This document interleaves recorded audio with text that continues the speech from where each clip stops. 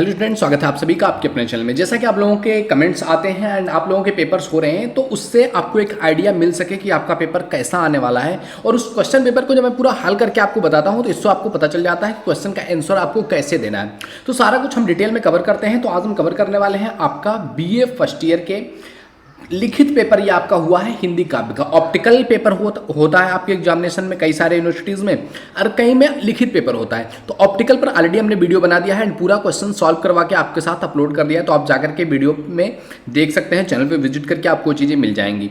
तो आज हम बात करने वाले हैं जो आपका लिखित पेपर हुआ है, यानी कि आपका जो 3 घंटे का रिटन पेपर हुआ है उसका पूरा हल करके आपको बताने वाले हैं। 2022 में आप देख सकते हैं एग्जामिनेशन 2021-22 BA प्रथम सेमेस्टर हिंदी काव्य का।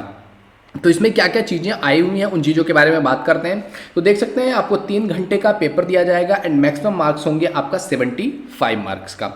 एंड इसमें कुछ निर्देश दिया हुआ है, कह रहा है इस प्रश्न पत्र में 3 खंड हैं और प्रत्येक खंड के निर्देशानुसार उत्तर दीजिए कि प्रत्येक खंड के हिसाब से कैसे निर्देश दिया गया है, उसके अकॉर्डिंग आपको क्या करना है, आंसर देना है।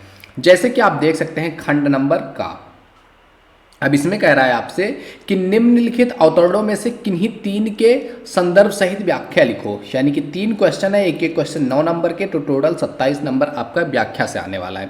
अब आप देख सकते हैं इसमें जो का नंबर का आपको व्याख्या करने के लिए दिया हुआ है, ये देखिए क्या लिखा हुआ है। पीछे लागा जाय था लोक वेद के साथ ही, आ गए थे सतगुरु मिलिया दीपक दिया हाथी। अब इसको क्या करना है, आपको संदर्भ सहित व्याख्या लिखना है।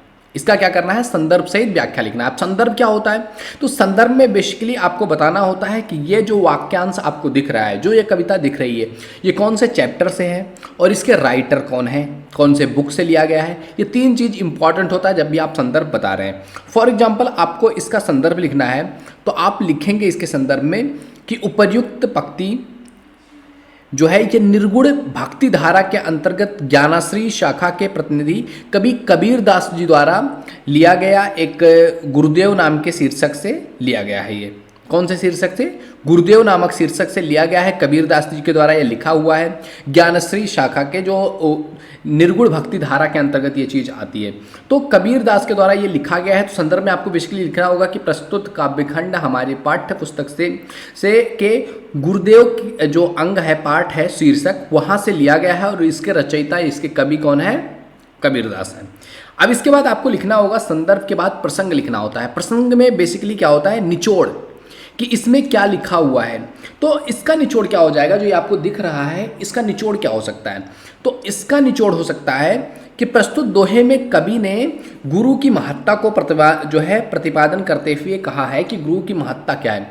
गुरु के महत्व के बारे में यहाँ पर बात करते हुए कहा गया है कि पीछे लागा जाय था लोक वेद के साथ, आगे थे सतगुरु मिलिया दीपक दिया हाथी।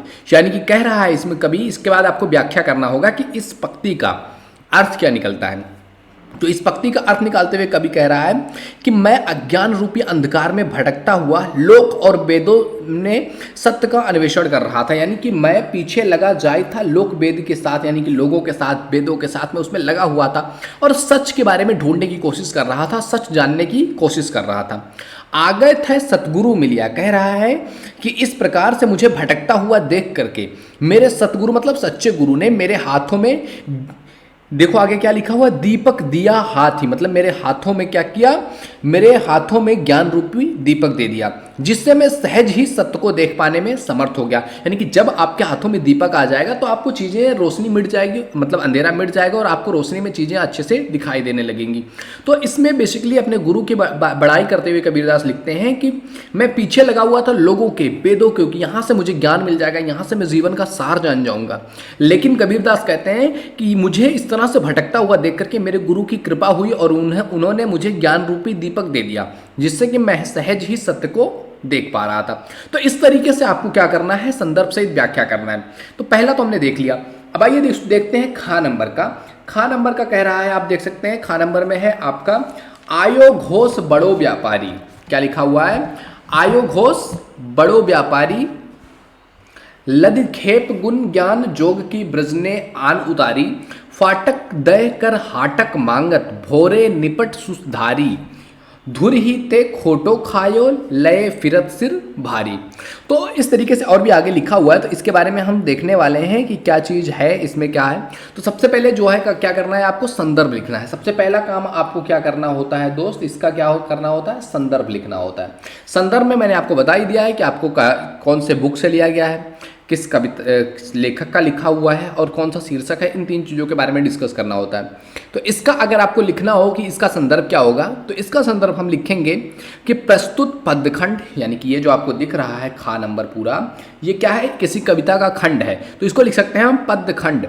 तो प्रस्तुत पदखंड या पद्यावरण हमारी पाठ्यपुस्तक सूरसागर, ये जो लिया गया है ये सूरसागर सार में संकलित महाकवि सूरदास जी द्वारा रचित सूरसागर के उद्भव संदेश के रूप में है। यानी कि ये लिया गया है कहाँ से, सूरसागर से। लिखा गया है किसके द्वारा, सूरदेव के द्वारा, सूरदास के द्वारा।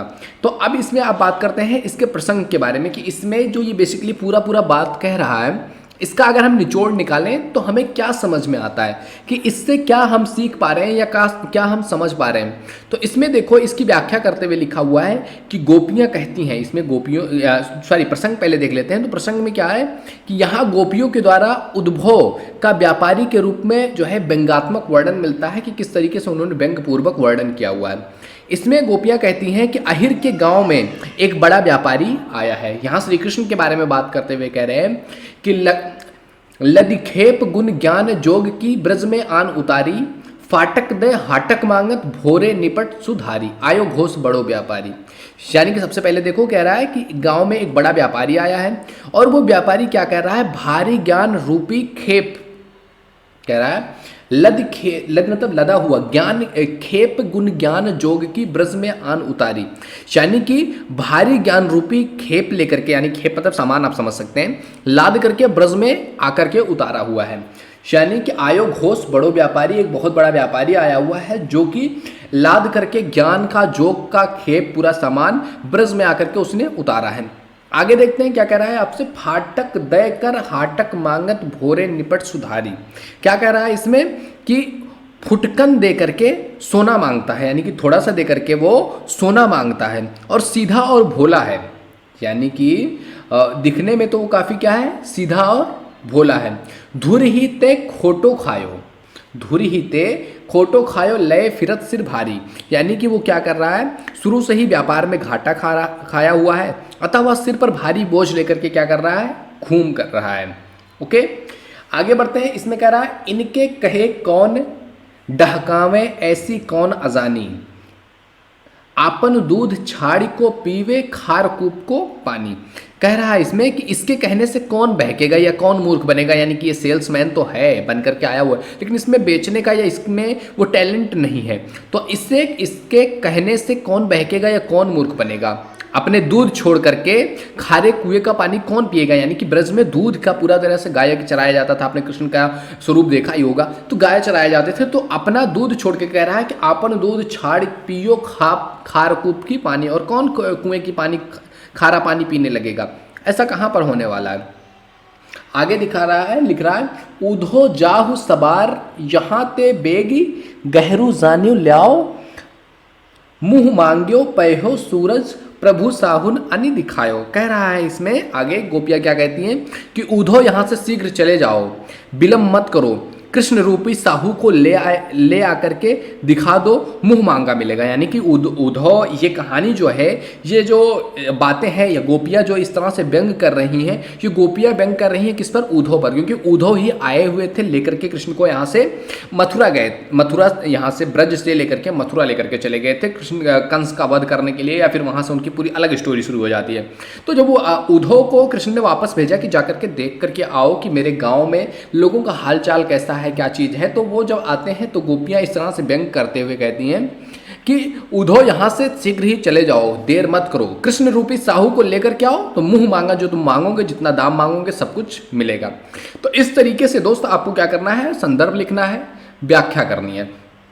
ऐसे ही आप देख सकते हैं ये गा नंबर भी आपको दिख रहा है, घा भी है, एंड इसके बाद आप देख सकते हैं अंगा भी है, चा भी है, मतलब चा तक है।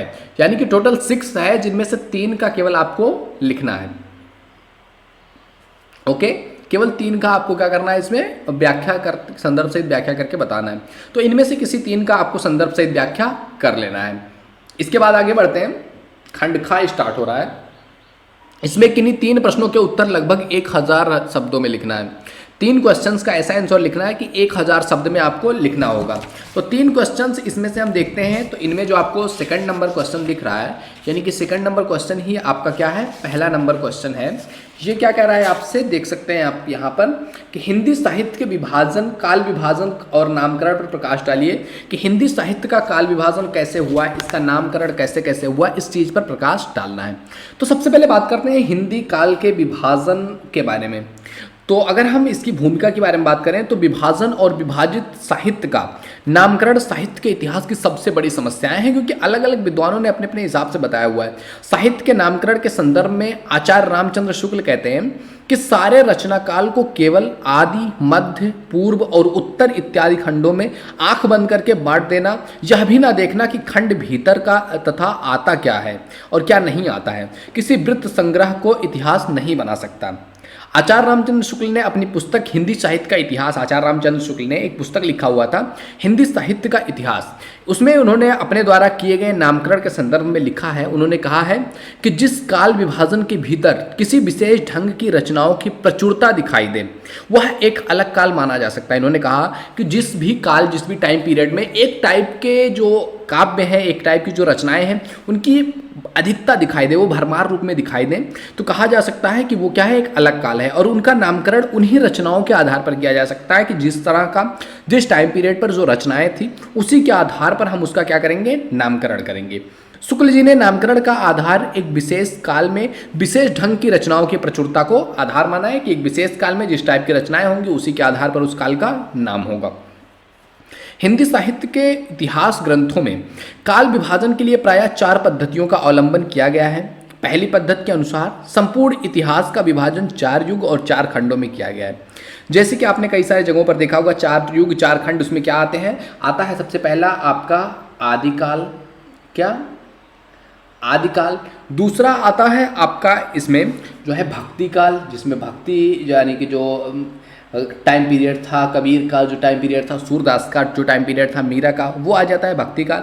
इसके बाद आता है आपका रीति काल, जिसमें जो है रोमांटिक चीज़ों के बारे में लिखा गया, इसको एक्सप्लोर किया गया। एंड इसके बाद आ जाता है आपका आखिरी क्या, आधुनिक काल, क्या आधुनिक काल। तो इस तरीके से जो प्राचीन बात है वो 4 भागों में इस तरीके से बटा हुआ है, क्या आदिकाल, भक्ति काल, रीतिकाल और आधुनिक काल। इस तरीके से 4 पार्ट्स में 4 कालों में बटा हुआ है। दूसरे क्रम के अनुसार केवल 3 युगों में जो है कल्पना करना विवेक सम्मत होता है, जैसे कि आदिकाल, मध्यकाल और आधुनिक काल। आदिकाल और ये रीति और भक्ति काल को मान लिया गया क्या, मध्यकाल एंड आधुनिक काल। इस तरीके से 3 भागों में बांटा हुआ है। साहित्य के काल विभाजन करने की पद्धतियों को अपने अपने गुण दोष हैं, जिसने भी अपना बांटा हुआ साहित्य को उसका अपना अलग अलग गुण है, अलग अलग दोष है, उसके आधार पर वो चीज़ें अलग अलग हैं। परंतु यहाँ भी समन्वयात्मक दृष्टिकोण ही श्रेयकर है। इसलिए साहित्य के विभाजन में भी ऐतिहासिक कालक्रम और साहित्य विद्या दोनों का गुण है। अब काल विभाजन के बारे में और नामकरण के बारे में बात करें तो इसमें नाम आता है जॉर्ज गियर्सन का। जॉर्ज गियर्सन का काल विभाजन। जॉर्ज गियर्सन ने काल विभाजन के बारे में बात करते हुए लिखा है, यद्यपि हिंदी साहित्य का इतिहास लेखन की परंपरा की शुरुआत जो है वो गर्त दशाती से होती है, लेकिन काल विभाजन और नामकरण का पहला प्रयास जॉर्ज गियर्सन ने किया हुआ था। जॉर्ज गियर्सन ने अपने साहित्य को 11 खंडों में विभाजित किया हुआ था। जॉर्ज गियर्सन ने साहित्य को कितने भागों में बांटा हुआ था, 11 भागों में। कौन कौन से वो 11 भाग थे आप देख सकते हैं। जैसे पहला है आपका चरण काल, सबसे पहला इन्होंने कहा चरण काल, और दूसरा इन्होंने कहा 15वीं सदी का धार्मिक पुनर्जागरण काल।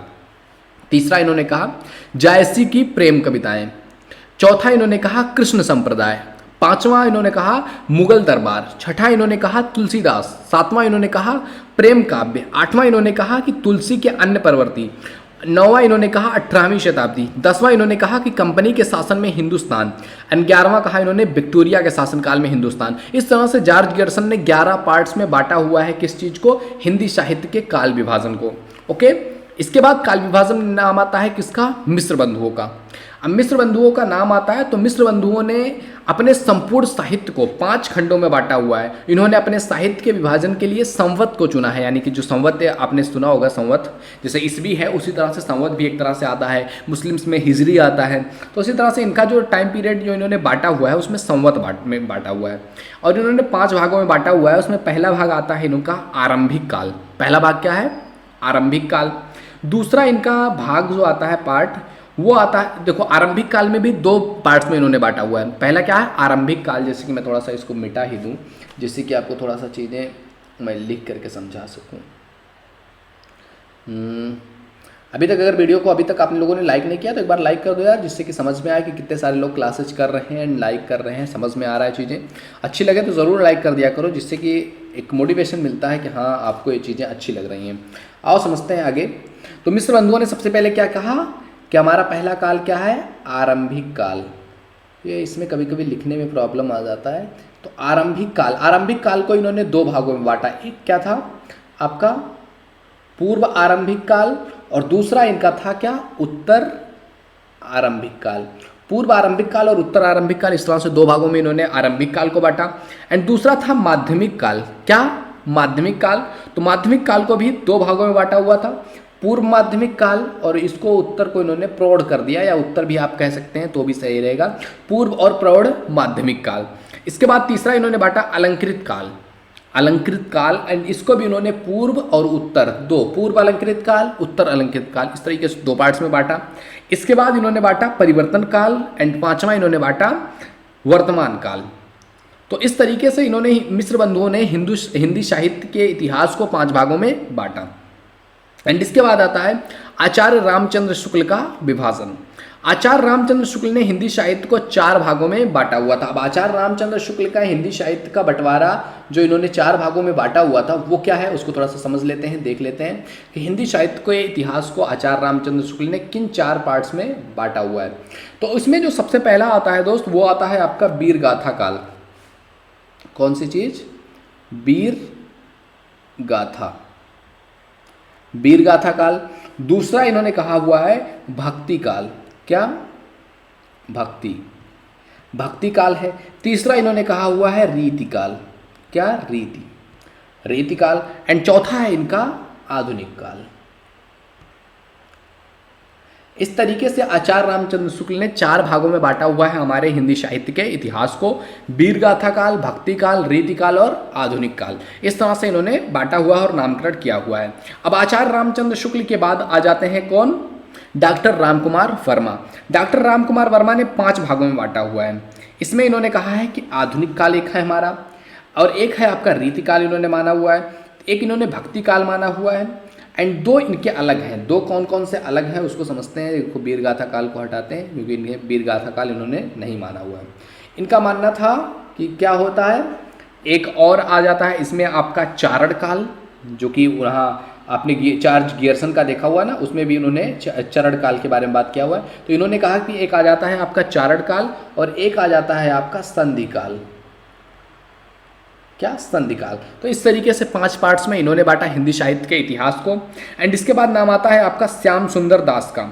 श्याम सुंदर दास ने 3 भागों में बांटा हुआ है इसका विभाजन। कौन कौन सा श्याम सुंदर दास का है उसको छोड़ करके बाकी मिटा देते हैं। तो श्याम सुंदर दास ने कहा हुआ था वीर गाथा काल, जो कि अभी है नहीं यहाँ पर, एंड दूसरा है भक्ति युग और तीसरा है रीति युग। तो इस तरीके से इन्होंने बांटा हुआ है क्या? भक्ति युग, रीति युग, और पहला क्या था? वीर गाथा, जो कि हमने पहले ही थोड़ा सा डिस्कस किया हुआ है, वीर गाथा। ओके, तो इस तरीके से ये है। अब नवीन विकास के रूप में देखा जाए, नया आगे बढ़ करके राम स्वरूप चतुर्वेदी का काल विभाजन, तो उसमें आता है इनका वीर गाथा काल, भक्ति काल, रीति काल, एंड एक इन्होंने और इंट्रोड्यूस किया है 4थे नंबर का, जिसका नाम है क्या? गद्य काल। तो इस तरीके से हिंदी साहित्य का इतिहास और उसका नामकरण किया गया, जो कि हमने इस वीडियो में, इस चैप्टर में समझा। अब आओ आगे बढ़ते हैं अगले क्वेश्चन की तरफ। इसके बाद बात करते हैं अगले क्वेश्चन की। 3rd नंबर का जो क्वेश्चन है आपका, कबीर की सामाजिक चेतना को स्पष्ट करूं। ये क्वेश्चन आप देख सकते हैं 12 नंबर के क्वेश्चन है। इनमें से किन्हीं 3 ही क्वेश्चन का आपको आंसर देना है। तो जैसे कि आप देख सकते हैं एक क्वेश्चन आपके सामने दिख रहा है, क्या? कबीर की सामाजिक चेतना के बारे में बताओ। तो हम बात करें अगर कबीर दास की, तो कबीर का जीवन एक आध्यात्मिक व्यक्ति का जीवन था। इस जीवन को प्राप्त करने के क्रम में उन्होंने समाज में व्याप्त बुराइयां, बाह्याचार, छुआछूत, तीर्थाटन, व्रत, पूजा आदि के दंश को झेला था। उसे प्रत्यक्ष अनुभव किया था। हिंसा, प्रतिहिंसा, मारकाट, क्षुद्रता, इन सभी के कारण मनुष्य किस प्रकार का दानव का रूप लेता चला जा रहा है। जातीय श्रेष्ठता की भावना में समाज को अमानवीय बना दिया है। कबीर उसे मूक दर्शक होकर के नहीं देख सकते थे और भेदभाव की यह दुनिया उन्हें पीड़ित करती थी। कबीर ने मुल्ला, मौलवियों, पंडितों, जो है ब्राह्मणों, पाखंडियों, इन सभी पर पाखंड कर रहे थे, ये सभी उन पर प्रहार किया हुआ है। हिंसा वृत्ति की जिस तरह से आलोचना की सूचित और प्रेम तथा सद्भाव का जो संदेश दिया है, वो बाह्य आडंबरों का जितनी ताकत से विरोध किया है, उसको एक ही परमात्मा के संतान कह करके समता का जो उपदेश दिया है, उन सबको ध्यान में रख करके उन्हें कुछ आलोचक समाज सुधारक की पदवी से अभिषक्त करते हैं कि उन्होंने समाज सुधार के बारे में बात किया, समाज के बारे में बात किया, समाज में फैली बुराइयों के बारे में बात किया। तो इस तरीके से कबीर के अंदर एक सामाजिक चेतना विकास कर रही थी, एक सामाजिक चेतना थी, किंतु प्रचलित अर्थ में उन्हें समाज सुधारक नहीं कहा जा सकता। हाँ, उनके कथन को आधार बना करके एक समता मूलक समाज का निर्माण किया जा सकता है कि हाँ, उन्होंने समाज के बारे में, समाज की जो बुराइयां थी उसके बारे में बात किया, लेकिन समाज सुधारक नहीं कहा जा सकता। इस तरीके से बात किया गया है। यदि इस प्रकार के समाज का कोई प्रारूप सामने रखा जाए तो कबीर की भूमिका महत्वपूर्ण होगी। आधुनिक अर्थ में कहा जा सकता है कि उनका सारा प्रयास जो था वो आध्यात्मिक जीवन के उन्मूलन के लिए था। कबीर एक समाजवादी संत थे, यानी कि उनके अंत में क्या था कि एक ऐसे समाज का निर्माण करने का भाव था उनकी हर एक चीज में, अंतरात्मा में उनकी, जिसमें सभी शांतिमय और कलह रहित जीवन जी सकें। इस कल्पना को साकार करने के लिए उन्होंने पूंजीपतियों को अनावश्यक संग्रह से बचने का सलाह भी दिया। जैसे उन्होंने कहा, शीश चढ़ाए पोटली ले, जात न देखा कोय। कबीर ने जो है कनक, कामिनी की आलोचना करने और उनकी विलासितापूर्ण जिंदगी के साथ अनर्थपूर्ण संचय की वृत्ति पर प्रहार किया है। उन्होंने स्त्री के कामना रूप की निंदा की है। जैसे उन्होंने कहा, नारी की छाई परत अंधा होत भुजंग, कबीर तिनकर कौन गति ते, जे नित नारी के संग। वहीं उन्होंने उनके पवित्र पतिव्रता जो है रूप की बार बार सराहना की है। जैसे उन्होंने कहा है कि पतिव्रता मैली भली काली कुचिल कुरूप, पतिव्रता के रूप को वारोकोट रूप।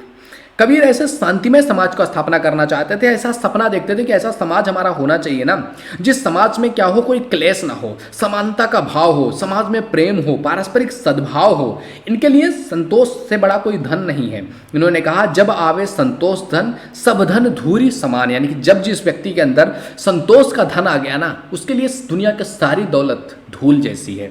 तो इस तरीके से उन्होंने तमाम सारे उपदेश दिया हुआ है। जैसे उन्होंने कहा, भोल करो तलवार का पड़ा रहन दो प्यार, यानी कि समाज में तलवार निकालने की जरूरत नहीं है, लोगों में प्यार सद्भावना बनी रहे।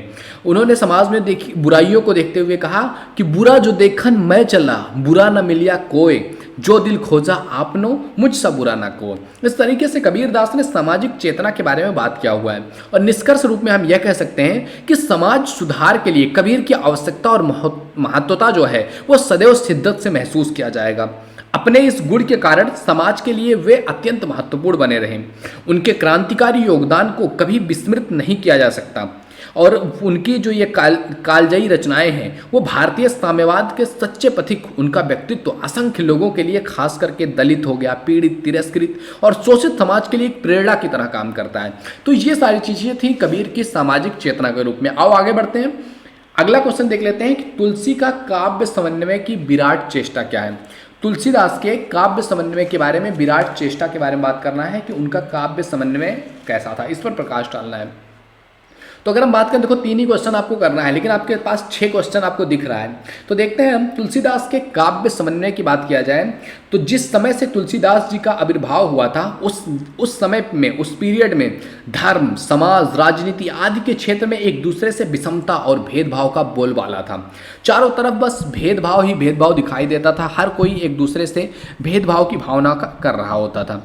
राजनीति हर एक क्षेत्र में, धर्म के क्षेत्र में हिंदू और मुस्लिम भावना के कारण जो है विषमता देखने को मिलती थी।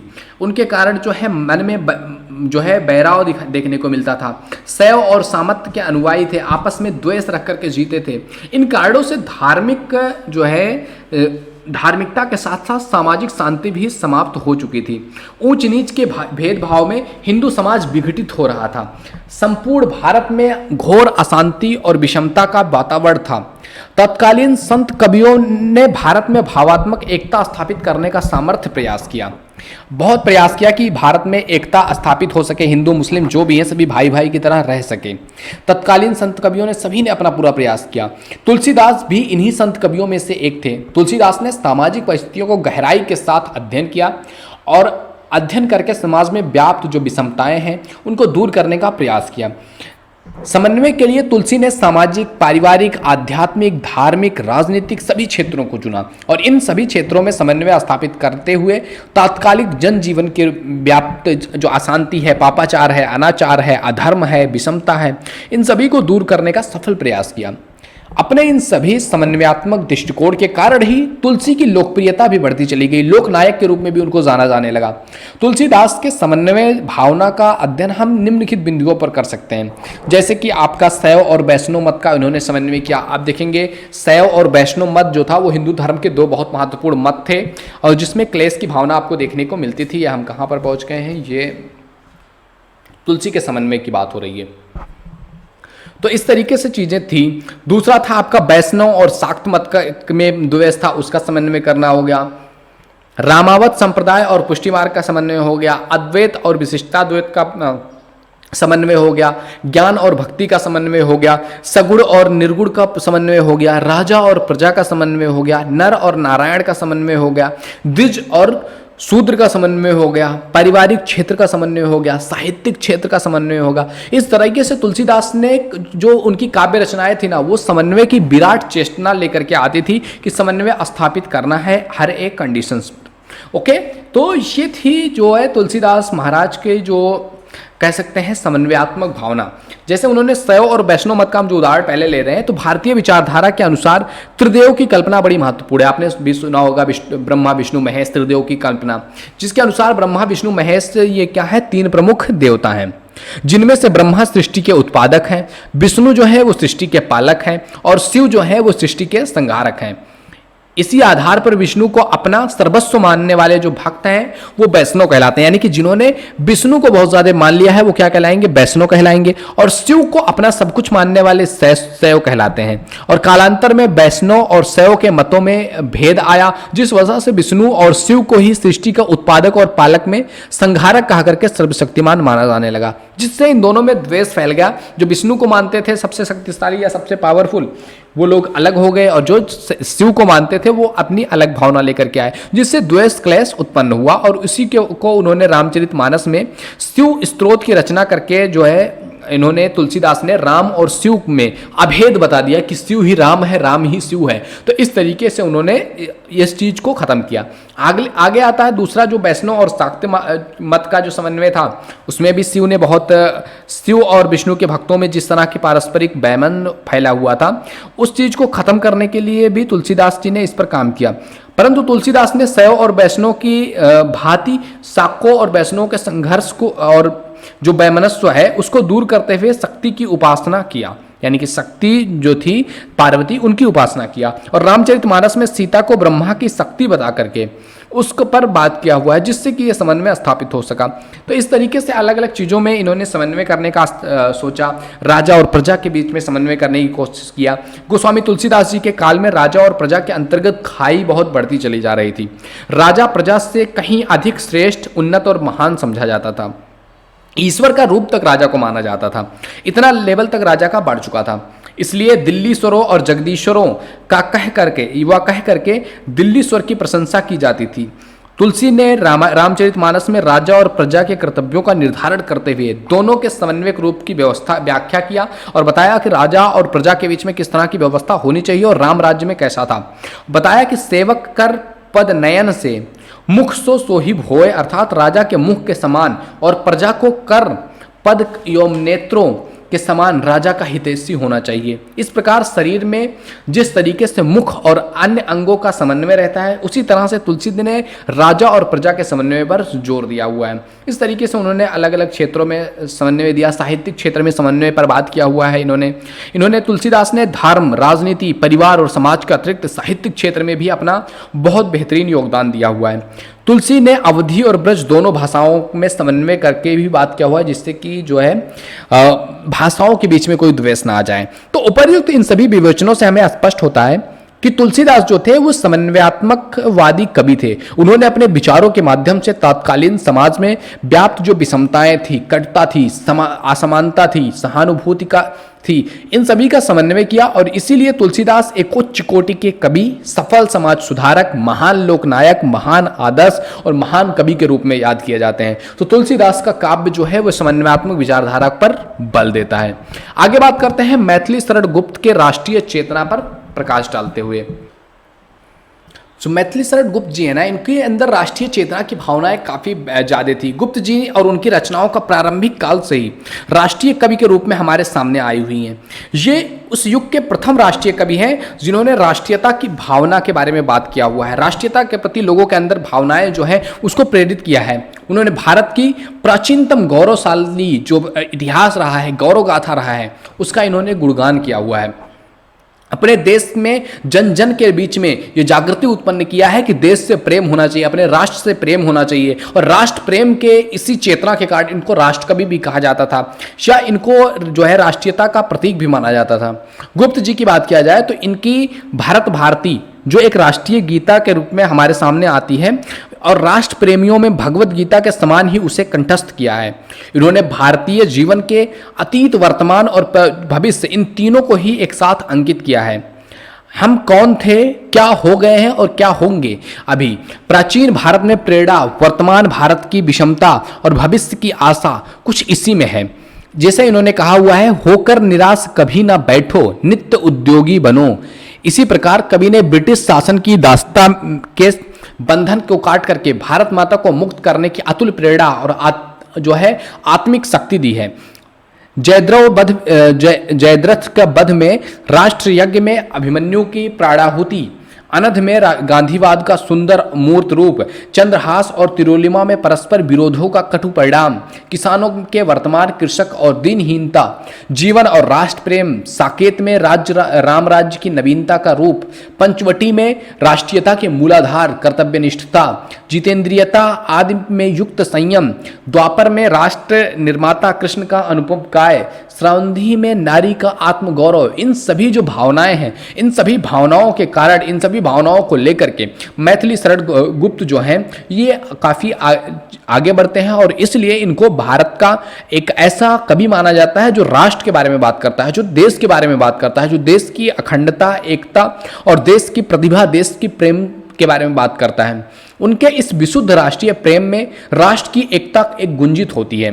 हिंदू मुसलमान के प्रति मेरी मातृभूमि की भांति, और ये कह करके उठता है कि अटक कटक तक एक अभंग, दुख में सुख में सब हो संग। अपनी मातृभूमि की कितनी सुंदर और अपूर्व कल्पना करते हैं वो कहते हैं कि नीलांबर परिधान हरित, पट पर सुंदर, सूर्य चंद्र युग मुकुट में खला रत्नाकर है। गांधी के बारे में बात करते हुए, गांधीवाद के बारे में बात करते हुए गुप्त जी कहते हैं कि मैं गांधीवाद हूं। उनका साकेत गांधी युग की कृति है। साकेत उन्होंने जो लिखा हुआ है वो एक तरह से गांधी युग के बारे में बात करता है। अतः साकेत पर गांधी युग और गांधीवाद का बहुत बड़ा प्रभाव देखने को मिलता है।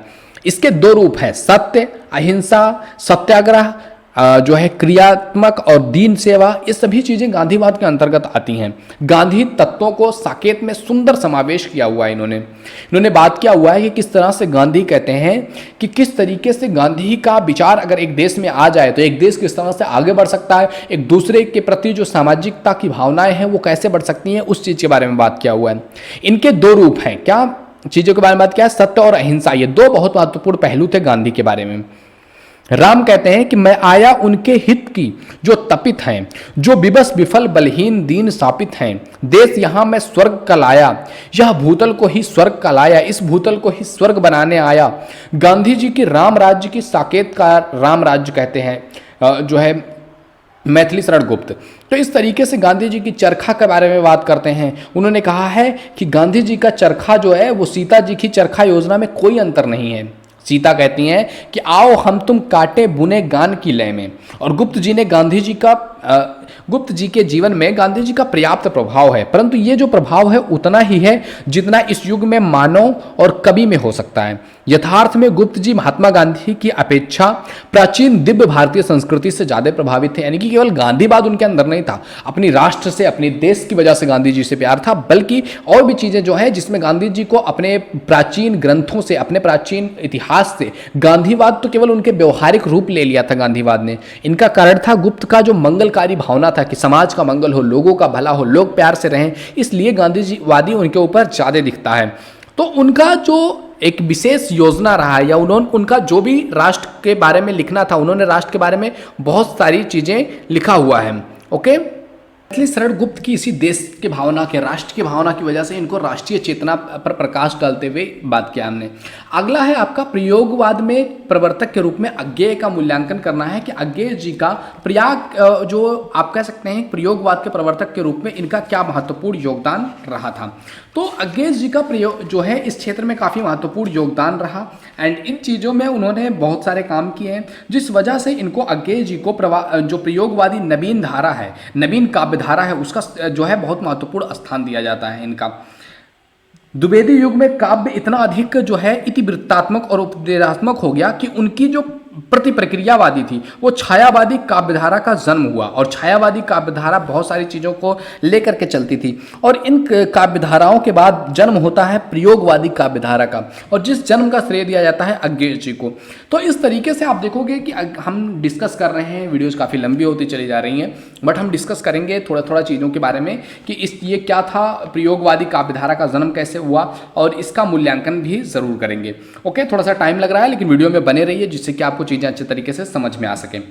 तो 1949 से लेकर के बात किया जाए उसके आसपास भारतीय जनजीवन जो था वो दमन जो है गतिरोध, महंगाई, भ्रष्टाचार, राष्ट्रीय संघर्ष आदि में अस्त व्यस्त हो गया। उनके हृदय में जो है असंतोष की तीव्र जो भावना थी वो जल उठी।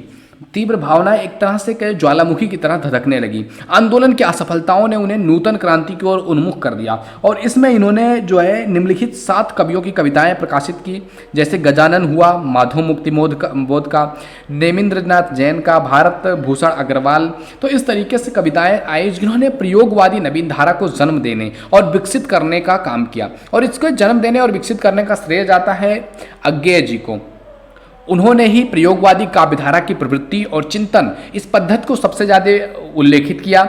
प्रयोगवादी काव्यधारा में प्रायः सभी कवियों ने इन कविताओं के संबंध में अपने अपने विचार दिए। यानी कि जिस समय पीरियड पर हमारा देश पूरी तरह से बदल रहा है, आपको पता है 1940-49 का टाइम पीरियड क्या है, हमारा देश अभी आज़ाद हुआ है, पूरी तरह से बिखरा हुआ है, अभी ना अपना कोई संविधान है ना कॉन्स्टिट्यूशन है। तो उस समय समाज कैसा हो, समाज में एक दूसरे के अंदर प्रेम की भावना हो, समाज में एक दूसरे के अंदर सहानुभूति की भावना को डेवलप किया जा सके, ये बहुत महत्वपूर्ण उद्देश्य था। और इसको पूरा करने के लिए जो है अज्ञेय जी सामने आए। वो कहते हैं कि परंतु वे सभी मेल नहीं खाते हैं। इस संदर्भ में अज्ञेय जी की एक बहुत ही महत्वपूर्ण कथन है, वे सब किसी एक शकल के नहीं, किसी एक मंजिल पर पहुंच नहीं रहे हैं, राही नहीं, राहों के अन्वेषी उनमें मतैक्य नहीं है। सभी महत्वपूर्ण विषयों पर उनकी राय अलग अलग है, तथापि इनकी भिन्नता के होते हुए भी काव्य के प्रति एक अन्वेषी दृष्टिकोण उन्हें समानता के सूत्र से बांधता है। तो इस तरीके से बहुत सारी चीज़ों के बारे में अज्ञेय जी ने काम किया हुआ था, जिससे कि प्रयोगवाद के प्रवर्तक के रूप में अज्ञेय जी का बहुत महत्वपूर्ण स्थान है। ओके दोस्त, अब आगे थोड़ा सा देख लेते हैं। 7वां जो आपका खंड गा है, इसमें कह रहा है कि किन्हीं 4 क्वेश्चंस का उत्तर आपको क्या करना है, 50-50 वर्ड में लिखना है। जैसे कि आप देख सकते हैं क्वेश्चंस कितने हैं, 4, यानी कि आप देख सकते हैं 7 क्वेश्चंस हैं, जिनमें से केवल 4 का आपको आंसर देना है। जिसमें सबसे पहला आ रहा है आपका कि गोरखनाथ की कविता शैली। गोरखनाथ की कविता शैली कैसी थी, इस पर बात करना है। तो अगर हम बात करें गोरखनाथ की कविता शैली की, तो गोरखनाथ के संबंध में कुछ लोग कवित्व पर प्रकाश जो है प्रश्न भी उठाते हैं कि इनकी कविताएं कविता भी थी या नहीं। आचार्य रामचंद्र शुक्ल ने उनकी रचनाओं को साहित्य की कोटि में सम्मिलित नहीं करते हैं। आचार्य हजारी प्रसाद द्विवेदी इनमें साहित्यिकता देखते हैं। गोरखनाथ के सहयोग की साधना का अनुभूतिपरक चित्रण है। फिर भी एक प्रश्न ये शेष रह जाता है कि क्या ये अनुभूतियां सामंजस्य की संवेदना का विषय हैं? ब्रह्म के स्वरूप, नाद, बिंदु, कुंडली के जागरण आदि की जो स्थितियां हैं वे एक योगी के अनुभव की विषय हैं। गोरखनाथ का महत्व उनमें इसमें है कि इन योगी के अनुभव का विशेष रूप से ये ध्यान रखते हैं और इन अनुभवों को उन्होंने पहली बार इस प्रकार प्रकट किया कि वो जन सामान्य को आसानी से प्रभावित कर सकें। अपने छंदों के अंदर केवल हठ योग की साधना के अनुभवों को ही व्यक्त नहीं किया है, बल्कि उन योग के साधनों के और अनुभवों को भी व्यक्त किया है जिससे लोग उसके साथ समझ सकें। जैसे उन्होंने कहा हुआ है कि परिचय योगी उमन बेला, अहनिस इन्हाया करे देवता स्पू मेला, बिन बिन जोगी नाना रूप, तब जानियो जोगी परिचय स्वरूप। तो इस तरीके से इनकी काव्य शैली रही है, कविता की शैली रही है गोरखनाथ जी महाराज के। आगे दूसरा जो है आपका उस पर लिखना है आपका पेशोलों की प्रतिध्वनि कविता का कथ्य है। तो इस तरीके से मतलब केवल आपको 4 ही क्वेश्चन करना है। जैसे आप देख सकते हैं अगला है आपके पास अमीर खुसरो का साहित्यिक परिचय, कि अमीर खुसरो कौन थे, साहित्य में उनका क्या योगदान रहा है अमीर खुसरो का, उसके बारे में बात करनी है। तो अमीर खुसरो आपको पता ही होगा अमीर खुसरो का साहित्य में कितना योगदान रहा है। अमीर खुसरो फारसी के महानतम कवियों में से आते हैं। भारत क्या, ईरान क्या, तुरान क्या, उनकी फारसी काव्य की धूम पूरे विश्व में थी। विश्व के फारसी इतिहास के, फारसी साहित्य के इतिहास में खुसरो का जो है वो बहुत महत्वपूर्ण स्थान है। मौलाना शिवली नौमानी अपने सन्न सैरुल अजम में लिखते हैं कि हिंदुस्तान में 600 बरस से आज तक इस दर्जे का जामे कमालात यानी कि उत्कृष्टताओं से परिपूर्ण कोई पैदा नहीं हुआ है। मिर्जा गालिब भी अपने काव्य में माधुर्य के लिए खुसरो के ऋणी हैं और कहते हैं कि मैं तो माधुर रस का संचार करने वाले महाकवि खुसरो के पांव धोकर के पीता हूं। गालिब मेरे कमाल में क्यों कर मजा न हो, पीता हूं धो के खुशबुए सीरी सुखन के पांव। तो इस तरीके से खुसरो ने अपनी मातृभाषा हिंदी के में भी कविताओं की रचनाएं की। कहा जाता है कि उनकी हिंदी रचनाएं भी किसी फारसी रचना से कम नहीं है। यहाँ तक कि उनकी दोनों प्रकार की रचनाओं की चर्चा बहुत महत्वपूर्ण है। फारसी साहित्य में अगर बात किया जाए तो खुसरो ने फारसी के अपार साहित्य की रचनाएं किया हुआ था। उनकी गद्य रचनाओं में 3 बहुत महत्वपूर्ण आती हैं फारसी रचनाओं में, एजाज खुसरवी, खजाइनुल फतह, अफजलुल वायद। ये 3 रचनाएं वो काफ़ी महत्वपूर्ण आती हैं उनकी फारसी गद्य रचनाओं में। हिंदी गद्य रचनाओं में भी उनकी रचनाएं आती हैं, जैसे हिंदी स्वरूप की रचनाएं हो गया, लोक रुचि की रचनाएं हो गई, खालिक बारी कोस हो गया। तो इस तरीके से अमीर खुसरो का महत्वपूर्ण योगदान रहा है साहित्य के क्षेत्र में। अगला है आपका पद्मावत की प्रेम व्यंजना। पद्मावत की प्रेम व्यंजना के बारे में बात किया गया है कि पद्मावत क्या थी, उसकी प्रेम व्यंजना कहाँ तक जो है वो चीज़ लेकर के जाती है आपको, और आपको समझना है कि पद्मावत किस तरीके से और चीज़ों से अलग है। पद्मावत जो है वो सूफी कवि जो जायसी थे, मलिक मोहम्मद जायसी, उनकी प्रेमाख्यान परंपरा में प्रधान कवि हैं। अवधी भाषा में लिखित उनकी ये पद्मावत जो है वो सूफी काव्यधारा के प्रमुख ग्रंथों में से एक है। जायसी की जो सभी रचनाएं हैं ना, उनमें पद्मावत का बहुत महत्वपूर्ण स्थान है। इसलिए आलोचकों ने जायसी के काव्य वैभव की समीक्षा करते समय पद्मावत का ही आधार लिया है। इसमें प्रेम की संधाविक निरूपण देखने को हमें मिलती है। पद्मावत में इनकी प्रेम विवंजना उसमें हमें देखने को मिलती है। आचार्य रामचंद्र शुक्ल ने पद्मावत में वर्णित प्रेम के स्वरूप का विवेचन करते हुए उसे विवाह से पूर्व गुण श्रवण के रूप में बताया हुआ है। उनकी जायसी की तमाम सारी रचनाएं हैं जायसी के प्रेम महत्व का निरूपण करते हुए प्रेम की सहानुभूति के आधार पर किया जा सकता है। जैसा कि उन्होंने लिखा हुआ है कि प्रेम घाव दुख जान न कोई, जेह लागे जाने पे सोई। जायसी ने तमाम सारी रचनाएं किया हुआ है। आगे उनके कई सारे ऐसे हैं जिनका सहारा लेकर के अलग विद्वानों ने उन पर आलोचनाएं भी किया हुआ है। जैसे उन्होंने कहा हुआ है रब सस नखत दिपही ओही जोही, रतन पदारथ मानिक मोती। उन्होंने जो है कहा हुआ है कि मानसरोवर खंड में पद्मावत के आलोचक सौंदर्य के बारे में बात करते हुए लिखा हुआ है नयर जो देखा कवल भा, निर्मल नीर शरीर, हसत जो देखा हंस था, दसन ज्योति नगनीर। तो इस तरीके से उन्होंने प्रेम विवंजना किया हुआ है पद्मावत में। केवल 50 वर्ड्स में आपको लिखना है इसमें। अगला बात करते हैं रीत मुक्त काव्यधारा के कवि घनानंद के बारे में बात करते हैं। तो घनानंद जो है वो रीत मुक्त काव्यधारा के प्रतिनिधि कवि माने जाते हैं, क्योंकि उनके काव्य जो हैं काव्य व रीत मुक्त कविता की समस्त प्रवृत्तियों का एक सफल चित्रण हमें देखने को मिलता है उनकी कविताओं में। तो इसलिए इनको रीत मुक्त जो धारा है, काव्य धारा है, उसका कवि माना जाता है। राज्य मिश्रता, प्रेम का स्वच्छंद चित्रण, सौंदर्य अनुभूति, संयोग वर्णन, वियोग वर्णन, आत्मव्यक्ति, भाव प्रवणता, स्वानुभूति, जन्य प्रेम, प्रकृति का चित्रण, भक्ति भावना, मधुर ब्रज भाषा जो है, स्वाभाविक अलंकार विधान है, मुक्त शैली आदि उनके काव्य के ऐसे तत्व हैं जो उन्हें रीति मुक्त काव्य परंपरा के प्रतिनिधि कवि के रूप में स्थापित करते हैं। उनकी कई सारी चीज़ें जिस पर आप देखोगे कि जैसे उन्होंने लिखा हुआ है घनानंद ने, राधा की हो चौकस चेरी, सदा रहित घर बाहिर मेरी, नीको नाव बहुगुनी मेरो, बरसानों को सुंदर खेरो। तो इस तरीके से तमाम सारी चीज़ें उन्होंने लिखा हुआ है जिसके आधार पर कहा जा सकता है कि घनानंद जो है वो रीति मुक्त काव्यधारा के जब सबसे कह सकते हैं कि प्रतिनिधि कवि के रूप में उनको जाना जाता है। आगे बात करते हैं सूर्य की भक्ति भावना की। सूरदास के बारे में आपको पता ही है, 4 नंबर आप देख सकते हैं क्वेश्चन, कि सूरदास की जो भावनाएं हैं वो हमेशा से ही भक्ति भावना रही है और सूर्य की भक्ति कृष्ण के प्रति कितनी रही है वो चीज़ तो आपको पता ही होगा, क्योंकि उनको वात्सल्य का सूरदास जी को उनकी भक्ति भावना की वजह से ही उनको वात्सल्य वर्णन के लिए बहुत महत्वपूर्ण माना जाता है। सूर्य की भक्ति भावना काफ़ी महत्वपूर्ण रही है और भक्ति भावना की वजह से ही सूर्य की भक्ति भावना वो अपने आप में निराली है। उनको कहा जाता है कि ऐसा कवि जिसने कृष्ण के वात्सल्य को इतना स्वरूपात्मक, इतना विस्तृत रूप से वर्णन किया है, ऐसा कोई कवि हमने देखा ही नहीं है। तो इस तरीके से सूर्य की भक्ति भावना के बारे में वर्णन किया गया है।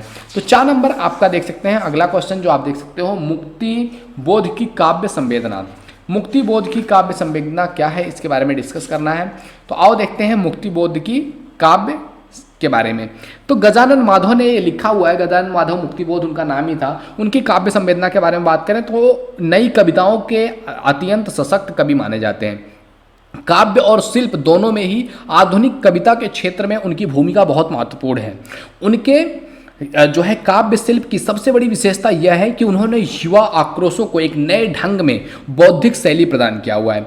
मुक्तिबोध ने आधुनिक समाज के विभिन्नताओं, विषमताओं, विसंगतियों, इन सभी को चित्रण करके ऐसे विषयों को चुना हुआ है जो जीवन के यथार्थ में अपना संबंध रखते हैं। यह आलोचक के शब्दों में अगर बात किया जाए, शिलाओं पर शिलाएं, अनंत पगडंडियों जैसे मालवा के पठार, मध्य प्रदेश के उबड़ खाबड़ धरती और आतंकमय रहस्यमय इतिहास और उनके बीच लहूलुहान मानो, यह मुक्तिबोध का विस्तृत कलंक है जिससे कविता की भाषा में प्रस्तुत किया हुआ है और जिससे मुक्तिबोध ने अपनी एक कविता में उतार करके रख दिया है। तो इसलिए मुक्तिबोध की कविताएं जो है वो काफ़ी संवेदना से भरी हुई हैं।